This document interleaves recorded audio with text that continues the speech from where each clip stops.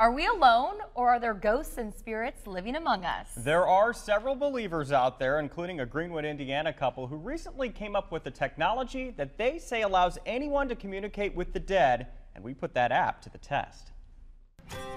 Meet Jill Bites and Roger Pingleton. This engaged couple has a lot of love for one another.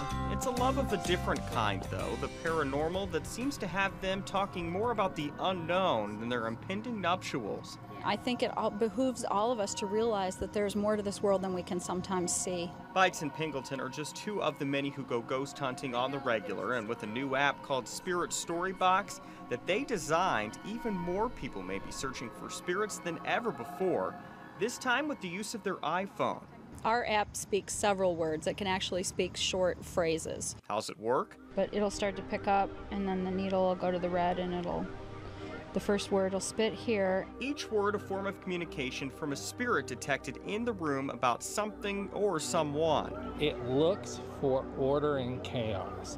It looks at a signal of data that should be pretty much random, and it finds non-randomness.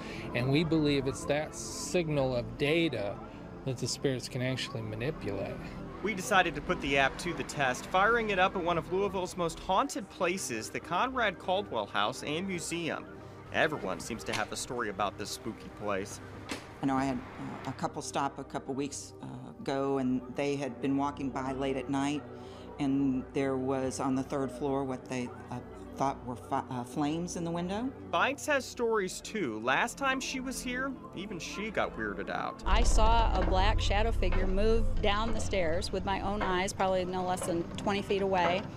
And at about the same time, we heard a disembodied moan come out of the second floor. And we all turned around and looked at each other and said, "Did you hear that?" And everyone said, "Yeah." We revisited that staircase. I know you can speak. I heard you moan that other time I was here. You moaned quite loudly. Seeing if perhaps the spirits would return once again, right away the app brought up several words and phrases.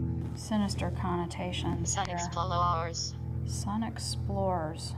That increased once we got upstairs to William E. Caldwell's old office. We've actually never done this, but we don't want to do something that they'd be mad about. Fearful. Fearful.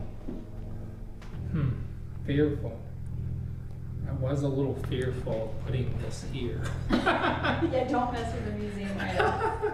The eeriest of what we experienced happened back downstairs when Bites' phone seemed to take on a mind of its own. Oh my gosh, my phone is totally freaking out. This has never happened before. I'm on the history, and it is just jumping. It's like tapping words. It's tapping words. Oh my gosh, I've got goosebumps. This has never happened in morning. Oh my gosh, that was the last thing. Oh my God, it just pressed clerk. That happened where a clerk in the home used to spend a lot of time. We sat down with the great-granddaughter of the Caldwells to ask about that potential encounter and the results the app came up with. One by one, each word seemed to have an explanation or story from this house. The word dog popped up throughout the trip, and it just so happens the people who lived here were dog lovers. Hate and other similar words popped up too at that main staircase, an area that the family loved. It's worth noting someone who lived here also died on a staircase in the home.